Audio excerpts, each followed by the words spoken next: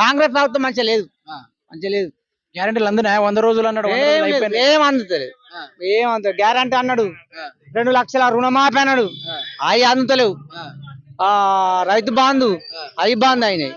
కాంగ్రెస్ ప్రభుత్వం నాకైతే నచ్చలే వాస్తవంగా. టిఆర్ఎస్ ప్రభుత్వం మంచిగా ఉండే.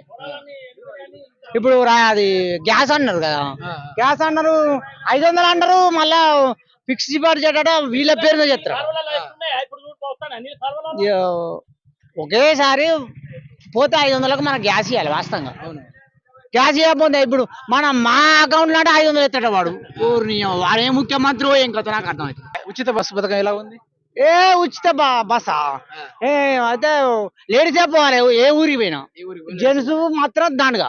నువ్వు పోతే నీకు బస్ కిరాయి కావాలి అయ్యా, నువ్వు తాగుతానికి 200 కావాలి.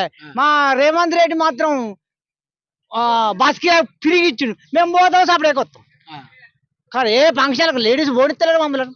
మొన్న మేడల సమ్మక్క జాతర కూడా మమ్మల్ని బస్ కాడికి పోతే ఓ పెద్ద గట్లున్నది రేవంత్ రెడ్డి ప్రభుత్వం. సీట్లు కూడా వాళ్ళ ప్రభుత్వం కదా, మనమే చెప్తాం. 400 నువ్వు పోతే ఖర్చు అయితే అయ్యా నేను ఒక్కనే పోయేస్తా. అది నా భార్య అంటది, వేరే కాదు. నా భార్య అంటే ఓ నువ్వు పోకయ్యా నేను పోయేస్తా, 100 రూపాయలు పోయేస్తా వస్తావు. ఇక నీకు పోతే 500 కావాలి, తాగితారికి 500, బస్ కి 500, కట్నం 500. ఈసారి ఎంపీ ఎలక్షన్ ఎవరికి ఇస్తావు ఓటు? రే కేసీఆర్ కే. కేసీఆర్ కి ఇస్తావు బరాబర్ పక్కా. రేవంత్ రెడ్డి నన్ను ఇచ్చా మంచిది, అంతేనా? తప్పు. ఓకే.